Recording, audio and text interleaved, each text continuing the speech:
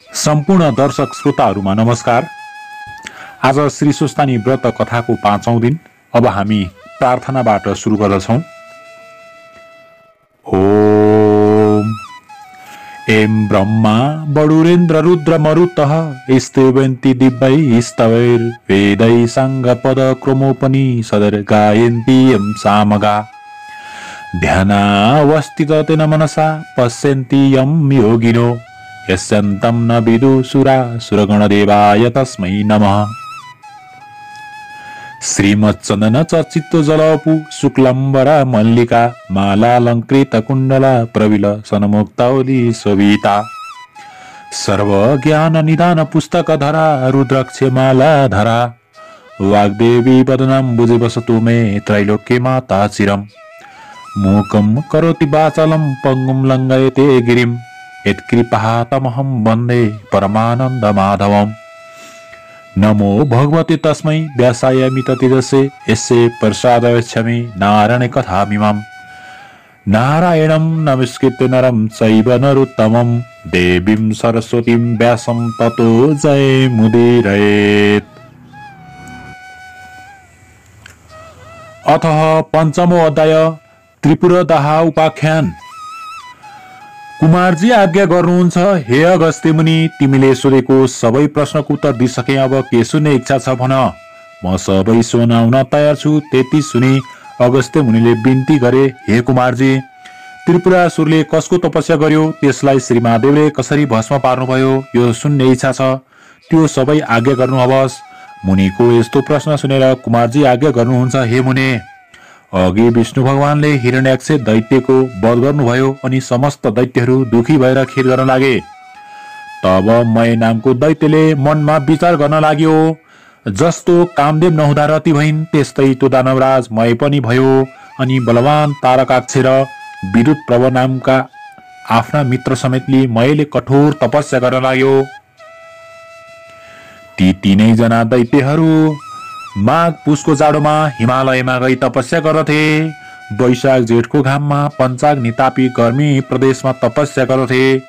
यस्तै प्रकारले तपस्या गर्दा गर्दा 10,000 वर्ष बिताए। तिनका देहमा केवल हाड छाला मात्र बाँकी रह्यो।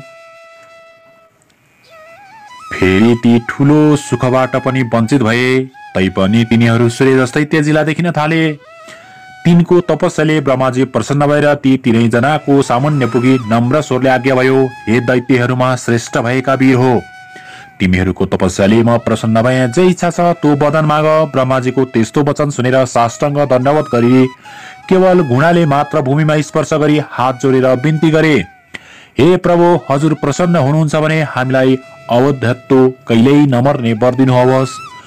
बल पराक्रम पनि ठुलो होस्। फेरि विमान समान जो हामी 3 पुर बनाउने छौं त्यसमा मनुष्यको गति नहोस्। हामी ठुला बलवान हौ, यही वरदान दिनुहोस्।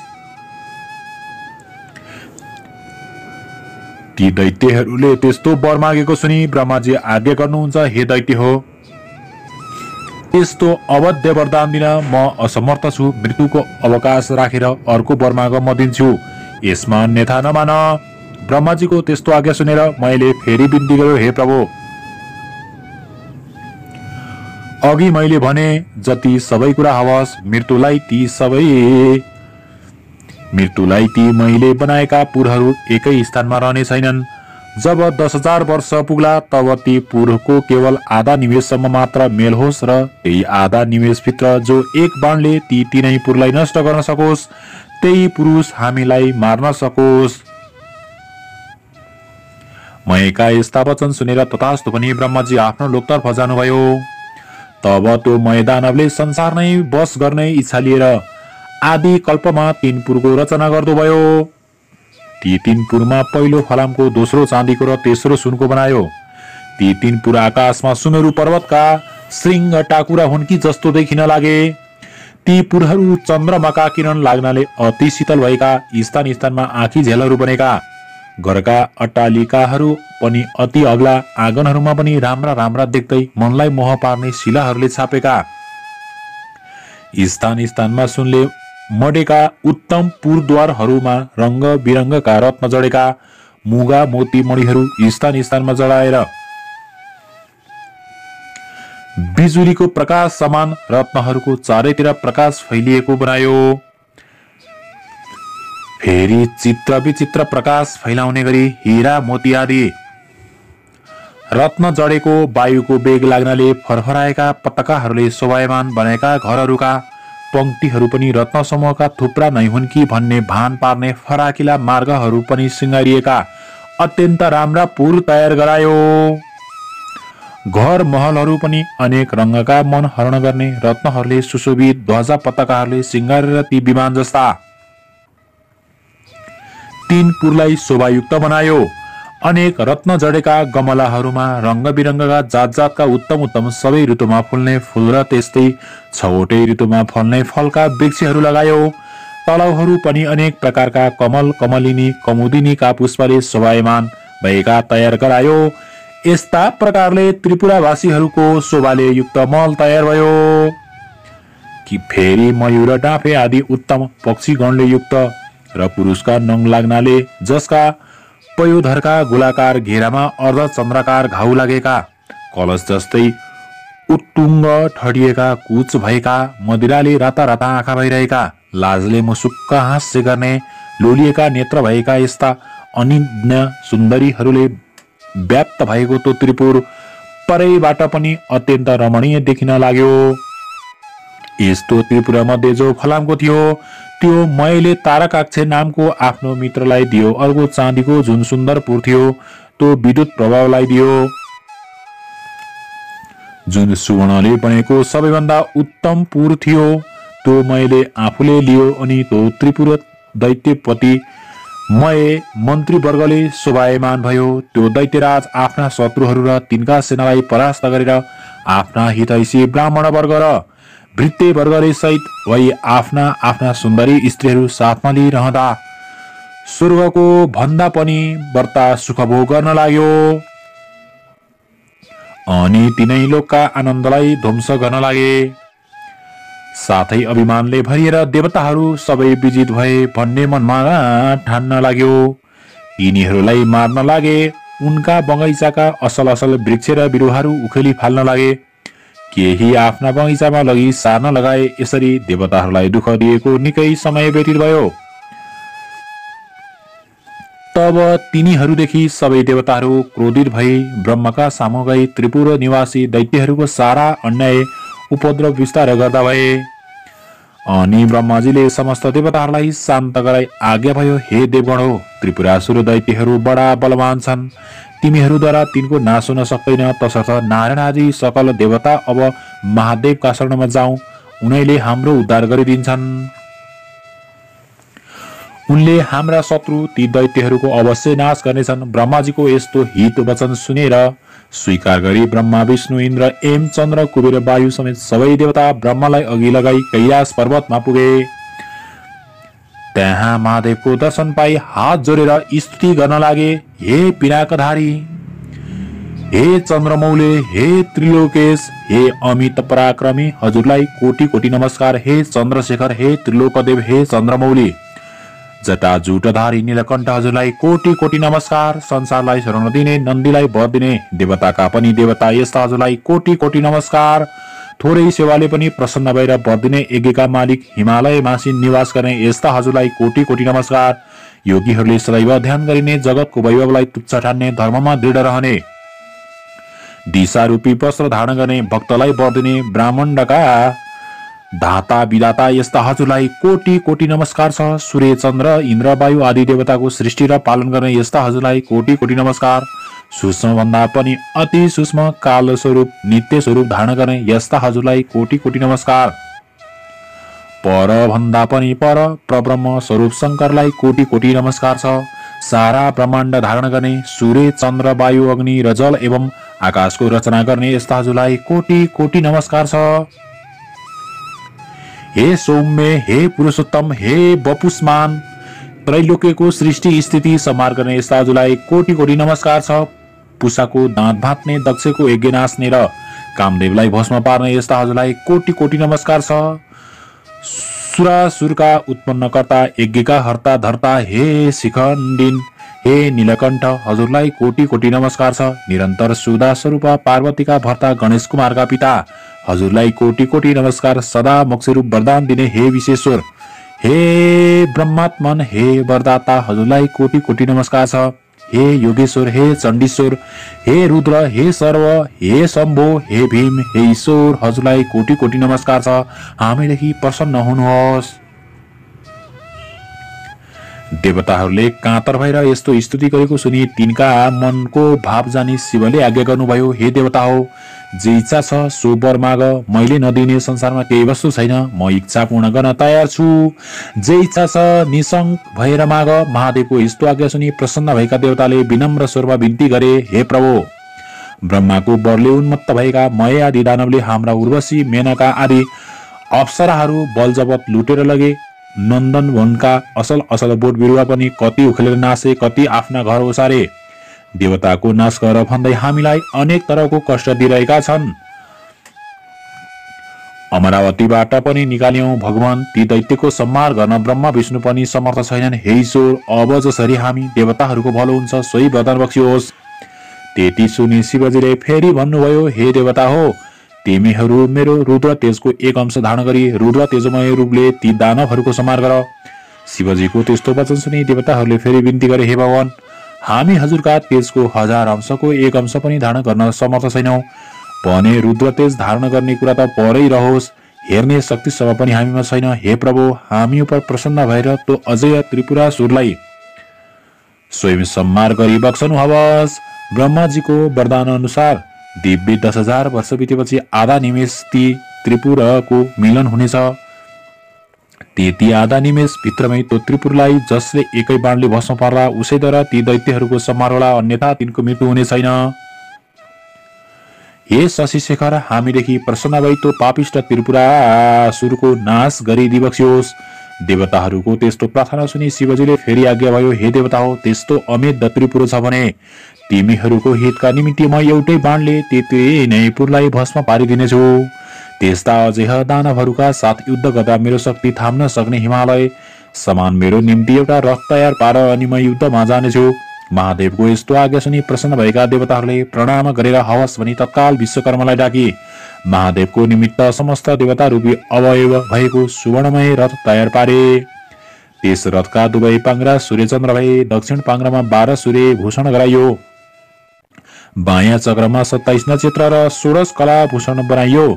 6 ऋतु रथका दायाँ बायाँ राखिए। आकाश गजु र पाङ्ग्रा अड्याउने दण्ड मन्दराचलको बनाए।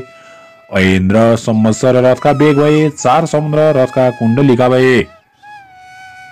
गङ्गादी समस्त तीर्थ राम्रा राम्रा वस्त्र आभूषण पहिरी स्त्री रूप धारण गरेर हातमा चमरले रथमा उभिए।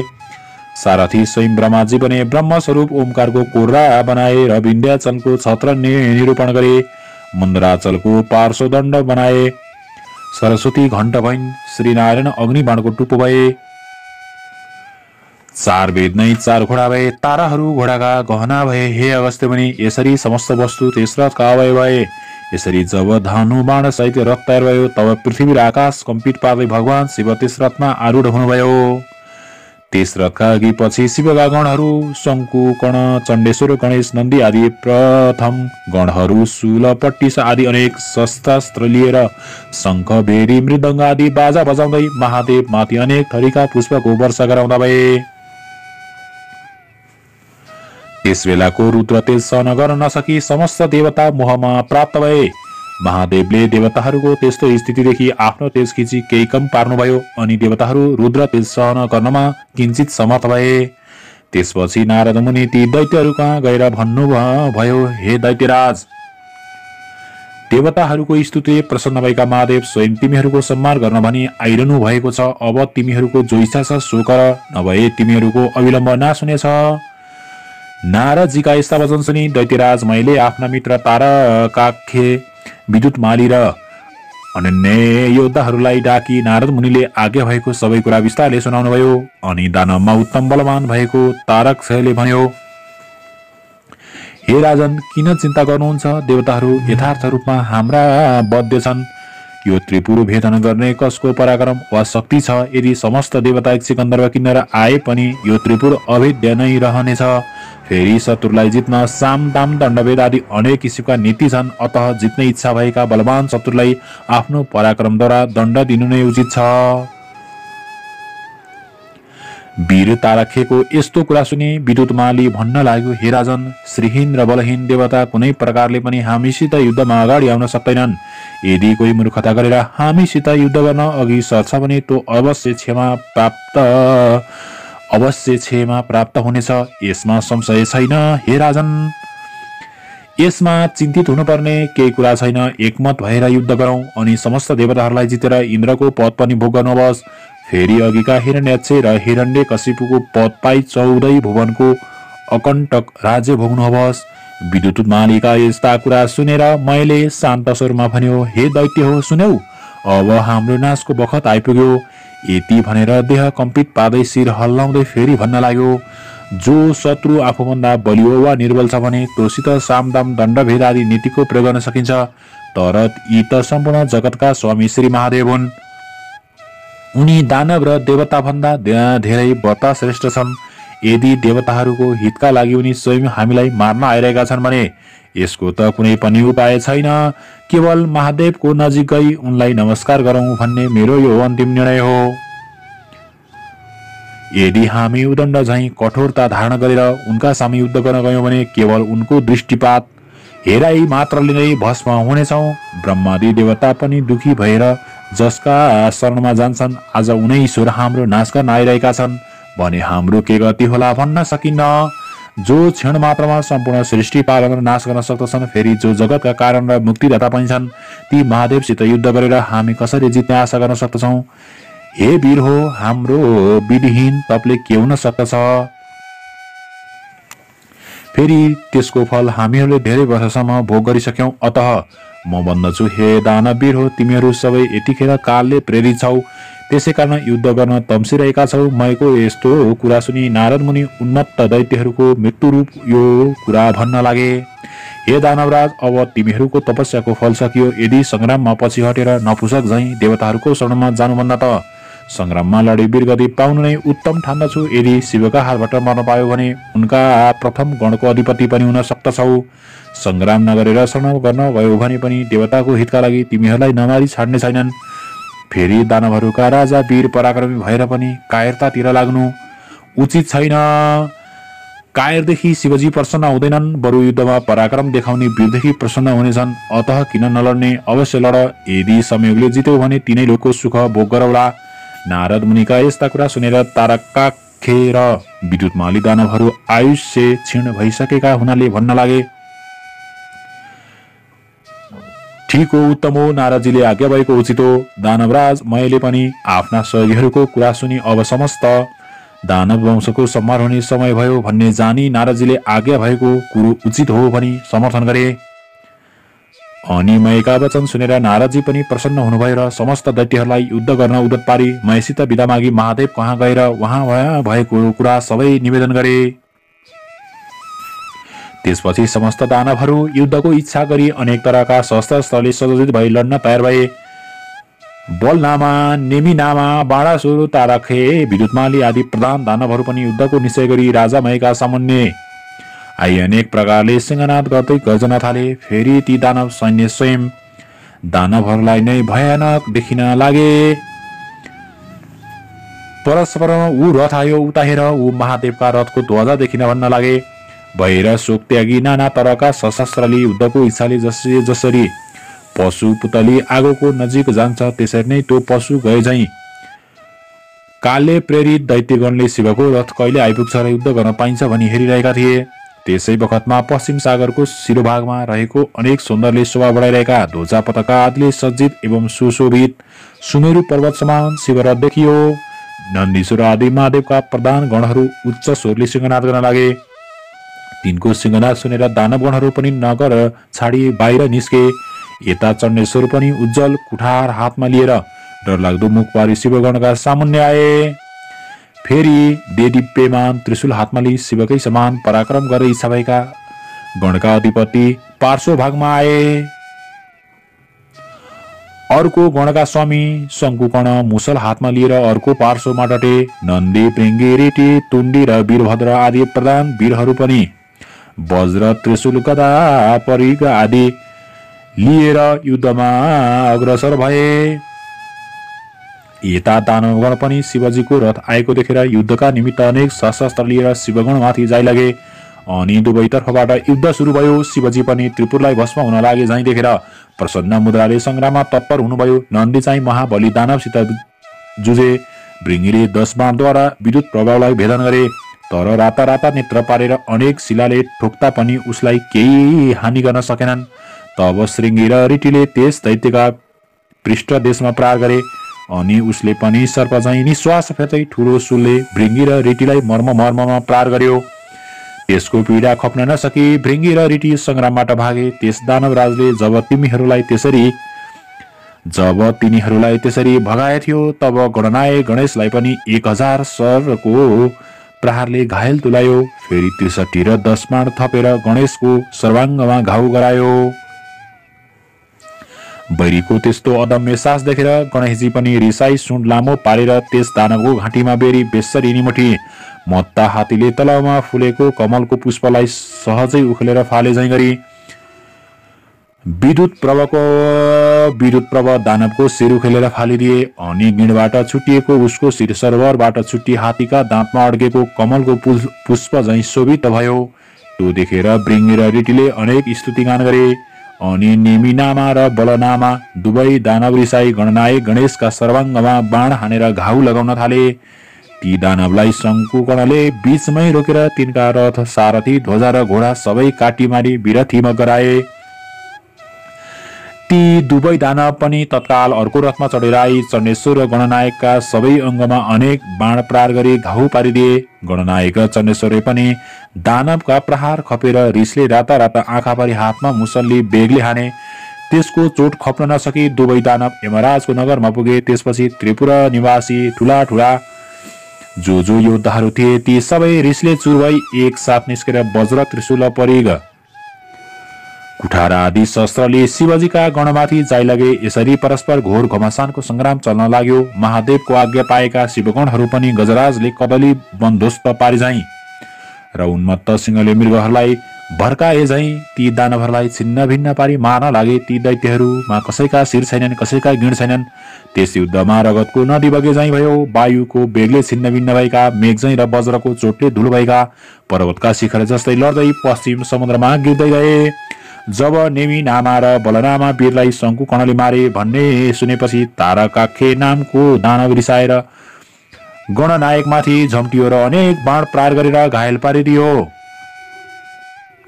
तब शङ्कुकर्णले पनि त्यसका प्रहार खपेर त्यसको शिरमा मुसल बजारी उच्च स्वरले सिंहनाद गरे। अनि त्यो दानवकै बलहीन भएर गिर्ला जस्तै देखियो। अनि निर्धक्कसित त्यसका छातीमा भाला प्रहार गरे। त्यस चोटले दानव भूमिमा लड्यो, तर तुरुन्त उठेर चक्र लिई गणनायक माथि प्रहार गर्यो। अनि शङ्कुकर्णले रिसाई साह्रै पीडा पर्ने गरी मुड्कीले हिर्काए। त्यो चोटले दानव फन्न घुमेर ढली मूर्छा पर्यो र दिव्य आयुधहरू त्याग्दो भयो।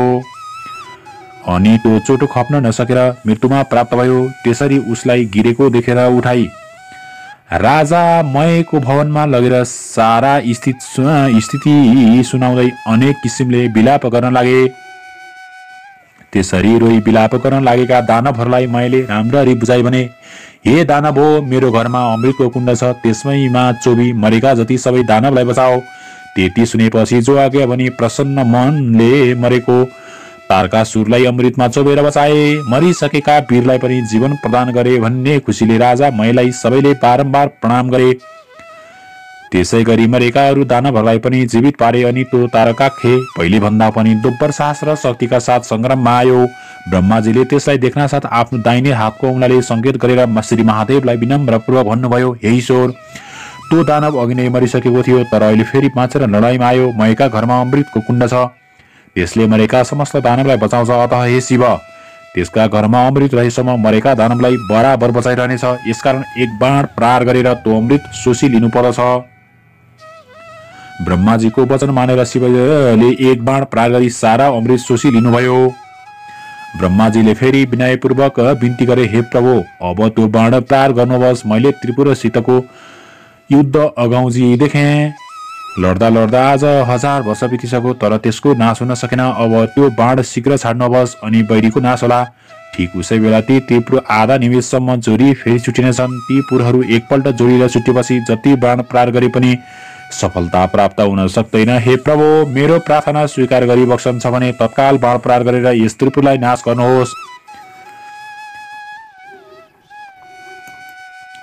ब्रह्माजीको त्यस्तो विनययुक्त कुरा सुने ठिक हो, असल हो भने त्यो अग्नि सोमयुक्त उग्र बाण धनुमा चढाई धनुलाई तलमाथि झुकाई दिव्य 10,000 वर्ष पुग्नासाथ आधा निमेष आँखा झिम्म पारे गरेर उधारे जति समयको लागि त्रिपुरा जोडियो। तब महादेवले आफ्नो योगबलले जोडिनुलाई निश्चल पारिदिनुभयो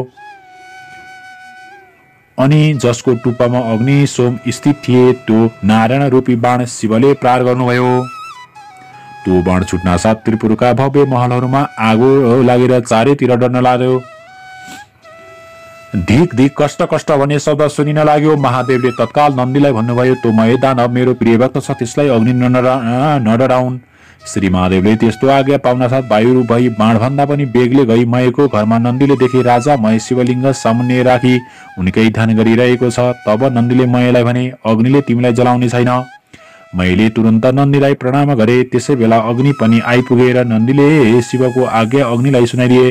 तब अग्निले मय दानवतिर फर्केर भने, हे शिवभक्त, अब तिमी यो नगर छाडेर तुरन्त जाऊ। मैले जो आज्ञा भनेर सुवर्णको शिवलिङ्ग बोकी तत्काल पाताल गए।